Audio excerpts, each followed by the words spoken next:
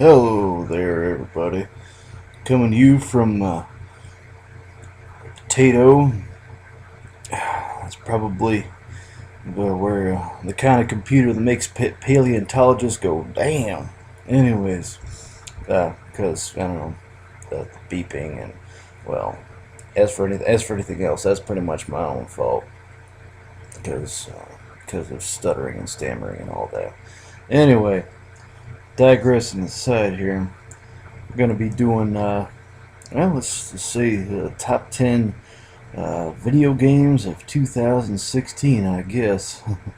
Might as well do one for myself, because why not? These are video games that I've played. So if it's not up there, then I haven't played it. And you'll probably, as I yammer off this list here, you'll quickly notice that there's a lot of games that I haven't played. I guess you could say this is kind of like for a gamer, I guess you could say this is the poor man's list, because there's a lot of those AAA games. Well, I mean, not a lot. But there was a few.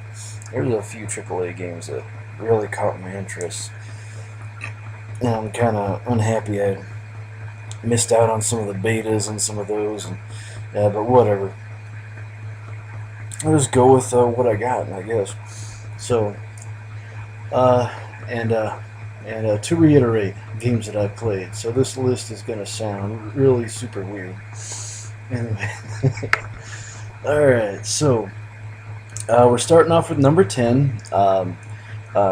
It's the excuse my Spanish is probably not all that good. Cursed Castilla, or Maldita Castilla EX or something. Anyways, it's sort of like an interpretation of like mythologies, European mythology and stuff. But it's a really heavy into being an homage, sort of a tribute to those old crappy games, specifically Ghosts and Goblins. In fact, this basically looks like Ghosts and Goblins. Like got an upgrade, got an upgrade. So yeah, there's that. Laptop's shaking like the potato it is. Anyways,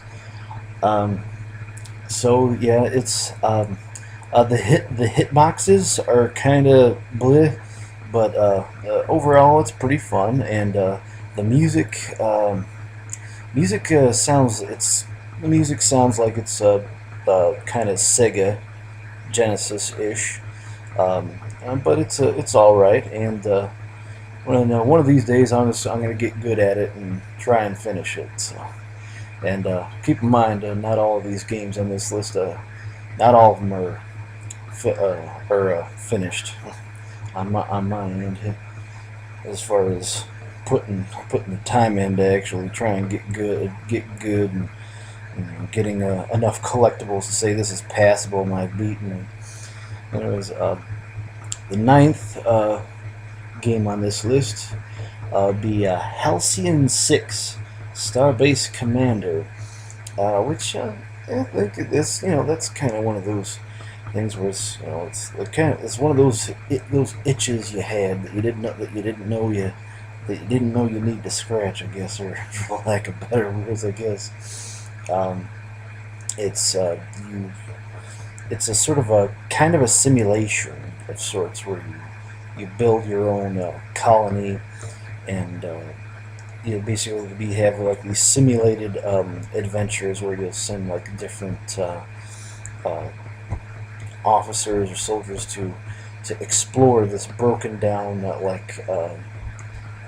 outer space colony of sorts, in order to help build the colony.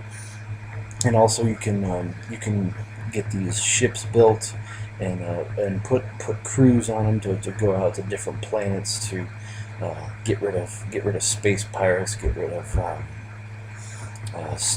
like hostile space aliens, and so on and so forth. Pretty nice. The The next one would be on the 8th is Super Rad Ray Gun. Well, there's not really much I can say about this other than the fact that I don't know. Capcom is I don't know, seems to be extra, not I don't know if it's so much necessarily extra lazy. It's just that they're just putting Capcom seems to be putting a lot of time and effort into Street Fighter and not enough into Mega Man. And then of course you have the dumpster fire that was Mighty Number 9 with that all that kicks with the Kickstarter debacle and all that. And then but a Super Rad Ray Gun is pretty nice. What I really like, however, is the soundtrack because I don't know. For me, I'm a sucker for those those uh, those chip tune soundtracks, and the action is pretty darn good. Uh, and is just is I like how it looks to an extent of sorts. Of course, it's made to look old school, so it's pandering to 90s kids that still like that good old stuff. Anyways, but still I like it. Just I just one of these days I'm gonna remember it's in my Steam library and I'm actually gonna go, oh, so, I better go play it, and I'm getting preoccupied with too many other things.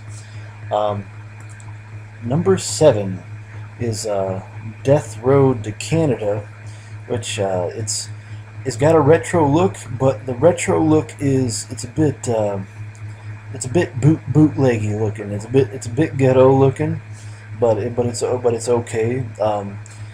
Just let's see, Halcyon 6 was recommended to me uh, on on a Twitch live stream that Pro Jared was doing, and Death Road to Canada. I was watching. See, a Peanut Butter Gamer did some. I think he did some PB and Jeff videos, or he might have done some PB and Jeff videos. I think Pro Jared also did on his gameplay channel some stuff about Death Road to Canada, and I was like, man, this is like Oregon Trail. Well, there was Oregon Trail, and there was Oregon Trail, or something. I don't know. Anyway, this is as far as like if I want to get the best of just like an improvement and just slap some zombies in there and get some interesting action. I'd say Death Road to Canada is it's a pretty good one, and also it's probably not too easy on the eyes as far as like if you're looking for some kind of crisp retro look, but it's well put together, but it is hard. This game is difficult, but it is fun. Um, on Up next we got Enter the Gungeon, which is actually quite a bit of a popular one because you got those Binding of Isaac games, and you got your randomized like roguelike dungeons and stuff, and you're just like everything's bullets and stuff, and so you're just getting all sorts of guns, and the enemies are bullets. It's just a whole bunch of weird bullet centric stuff going on. It's a little neat gem, I think, like a little fun game there. Um, and the action is to looking pretty much bullet hell. I don't know if you ever seen. I don't know how crazy Binding of Isaac gets, but Enter the Gungeon is bullets, just bullets and bullets and bullets everywhere. And let's see. As far as fifth on the list, is well, I don't know if it's fifth on anybody else's list, but The Legend of Zelda Twilight Princess, the high definition edition, the HD, comes with the amiibo figurine, the Wolf Link, and Midna, yeah, it's a Zelda, it's a Zelda, I guess. It's it's not exactly I don't know, it's not exactly my favorite. Um, I've been wanting to play those randomizers, but I don't know. One of these days, I got to stop being an internet hillbilly and actually learn how to learn how to upload the seed to this old dinosaur piece of crap. Figuring out what emulator I got to use. I don't know. One of these days, but as far as aside from like the randomized stuff that I'd like to get into and see, it's all right. It's just one of the things I kind of wish I could just I wish I could build my own dungeons because sadly the Twilight Princess dungeons they're too short for my liking. Just feels like there's more that could be done. But then again, it's just like it's like Nintendo kind of various studios just build it up to a point where it's like I don't know, it's like high quality looks. I mean, it's a good I say it's a good enough dungeon, but I feel like the dungeons could be longer, maybe just a little bit more clever. In fact, as far as building your own dungeons, there's a indie group by the name of Dream Mix Games, and they're coming up with a sort of like a dungeon building game, and called Legend Maker, and it's looking to be pretty nice. Um, as soon as I can figure out what kind of prepaid credit card to put into their Patreon, I definitely want to put it into that because it is looking nice. And that I'm pretty keen on making my own dungeons. Um, Anyways, on to the next one. We got number 4 is Slain, Back from Hell, which is actually sort of like I have to say I don't know if maybe that's a soft reboot because it started out as Slain and there's just a bunch of stuff that's there's kind of a lot of stuff that just wasn't I guess up to I don't know if it's up to people's expectations or there's some kind of specification. I don't know the story on it. I didn't really research too far into it. I just heard some hearsay and tales about it, and hearsay and tales about it. But then of course I later on took another look at it. My dinosaur potato laptop could probably handle this without dying. So let's go on Steam and get this. And I was surprised. There's interesting challenges and I just say it feels like there's like it feels like more attention was paid into how it looks and how it plays. I mean, it plays all right. It just feels like whoever the protagonist he isn't exactly the best swordsman. Doesn't seem like he has. Seems like his sword strikes are a bit too simplistic. It feels like it could use some more, maybe some more. It looks like he could use some more defensive capabilities.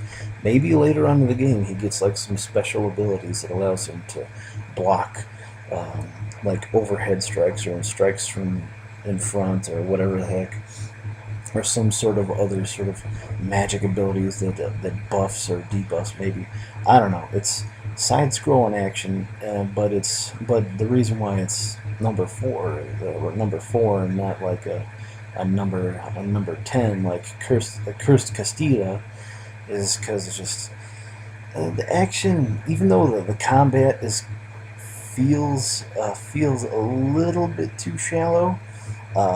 Shallow for like what the challenges you're going up against. It plays better. It plays better, um, and of course I don't know if I can really make the comparison, but does it look better? Because Cursed Castilla, it's made to look retro pixel type looking, but definitely somewhere kind of Super Nintendo. PlayStation Cast. I don't know if it was so much PlayStation Castlevania looking, but it was definitely. I guess it was definitely more Super Nintendo looking. I guess with Chris Castillo, but with Slain Back from Hell, it's looking PlayStation Castlevania-ish with some. I guess with some upgrades, maybe low end PlayStation 2 type looking appearance. But yeah, it's that, and I like the atmosphere. I'm kind of a sucker for the atmosphere. It's side scrolling. It's got somewhat of a retro look to it. Heavy metal soundtrack. Well, bits and pieces here and there. I didn't feel like I was hearing too many heavy metal tracks. But, anyways, I like the atmosphere to it. Maybe there was a part of me in high school that stayed kind of edgelordish, maybe a little bit gothish, but I don't know. Anyways, it speaks to me in a way, but whatever. It's a nice little game. Third, I'd say, is Angry Video Game Nerd 2 Assimilation, and which basically I'm a sucker for retro action and with chip tunes, and the soundtrack is pretty darn good. I can't say the soundtrack is as good as a Super Rad Ray Guns, but it's to say it fits. It's one of those things where it's like you play the game and you listen to the music along with the game, because I got the soundtrack for Angry Video Game Nerd 2, and I also got the soundtrack for Super Rad Ray Gun, and I just feel like, you know what, the Angry Video Game Nerd 2, I'd like to be playing a game and then having the music go along with it, because otherwise I'm just like, you can chip tune yourself out till you got chip tunes coming out your noses and ears, so you gotta have something to sort of, I guess, buffer that the macaroni, the overdone, every day in and out macaroni and cheese type deal. Anyways, a little bit of balance, moderation, I guess, moderation and balance, I guess. Yeah, it's hard. I have to say, it's harder than Curse Castilla. I'd say it's harder than Slain Back from Hell. Definitely not as hard as Death Road to Canada. But I have to say it's fair, because I feel like it's fair, because like you can get good.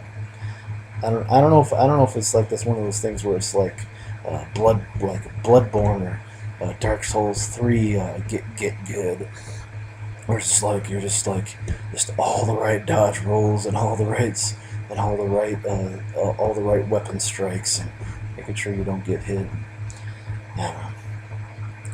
It's just, I don't know if it's that sort of balance of difficulty and getting good, but I'd say it fits with my play style, and I like the retro look. I like the retro sound, and it plays real nice. Number 2 is a Stardew Valley. That's basically Harvest Moon on steroids and happy pills, without the bad side effects. It's super addictive. Sadly, the combat's a snore. The combat's pretty much a Snoresville. It's pretty much Snoresville, basically. But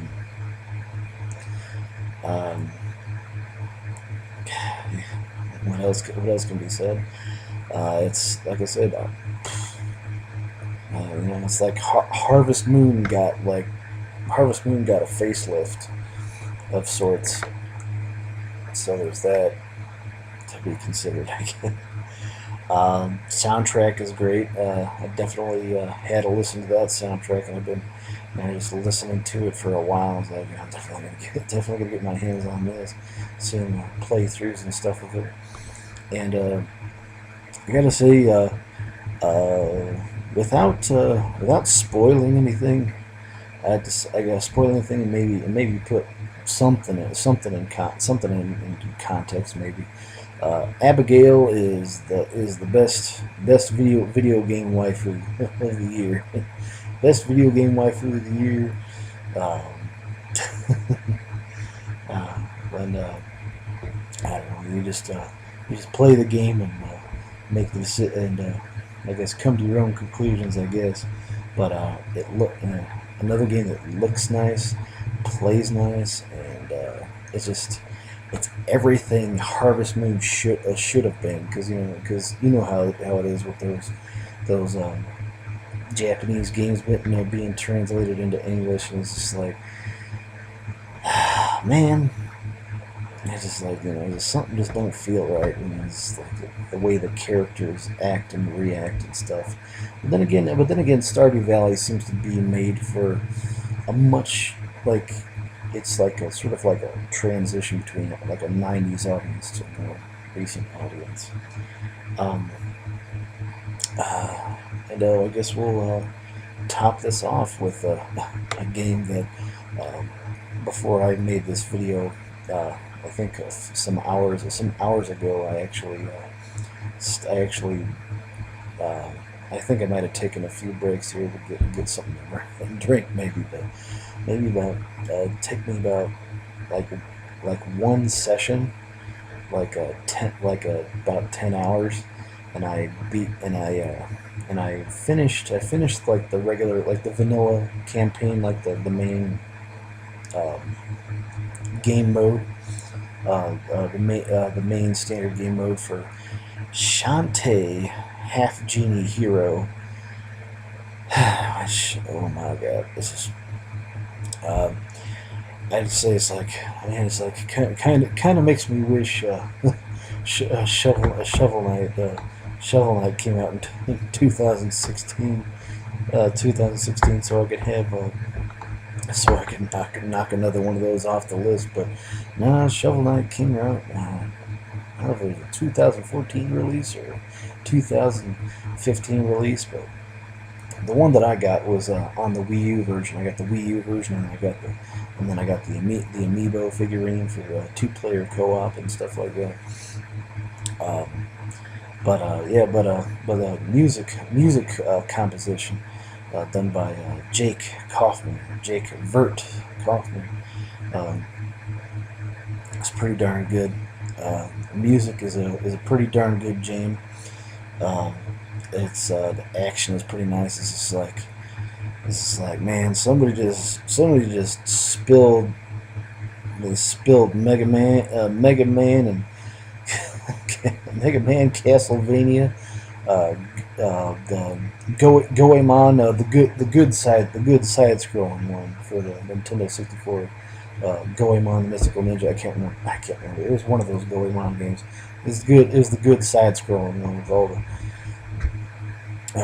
the really excellent two-player co-op. Um, Jeez. What else did they get in there? A whole bunch of interesting things. In fact, I'd even looked at some cultural references to it. It's pretty nice. Pretty nice look. It just feels nice.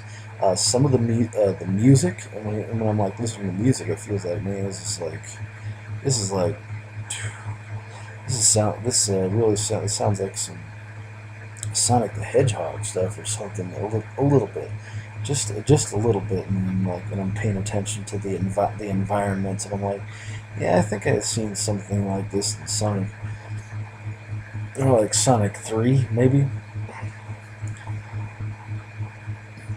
Excuse me. Anyway, uh, yeah, just so much, so many good things to say about Shantae, but half genie here, but I just don't want to.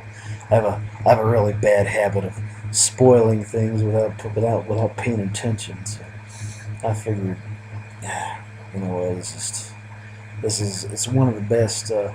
Like old school platformers with good music is something that's near and dear to my heart. You know, especially like your Donkey Kong Country 2, which actually, some of that gameplay actually kind of reminds me of Donkey Kong Country 2, with some of the things that happens in it, and then it's just this is like this jam mash of awesome, amazing things. So yeah, I'd say it's definitely worth a play, whether you're playing it on the Xbox One or the PlayStation 4 or Steam, or you're playing it on the Wii U like me. Um, the version I got, I think they all came with a soundtrack CD, which is pretty nice. It's pretty nice to jam out to actually. Um, Other than that, pretty much. Yeah, this is getting about to be a half hour. Um, hopefully your 2016 wasn't a dumpster fire, and hopefully I helped you kill some time before you have to do whatever. And hopefully I can come up with, hopefully sometime in the future, come with some passable Magic the Gathering content that I don't end up seeing as it doesn't end up being crappy, and I end up taking it down later because it's like because I just revise every little thing, and just because I'm always changing. I'm always I was just, at one point I was changing my mind, taking my or hopefully I can get some better recording equipment, so maybe and some favorable um, favorable schedule, so maybe we can start doing like a Dungeons and Dragons thing. Maybe that's more passable, and maybe I can up the quality of my video game Let's Plays. So far, I've only been doing A Secret of Evermore, and right now I'm in the swamp on the plateau, uh, and I figured, like, I don't know, maybe I can get something else going there, and continue on with that. Probably going to be continuing on this horrible dinosaur potato, this potato ass laptop with all of its beeping and stuff. But anyways, hope you're having a good holiday. And this is Dreadbolt, and I will see you in another video later.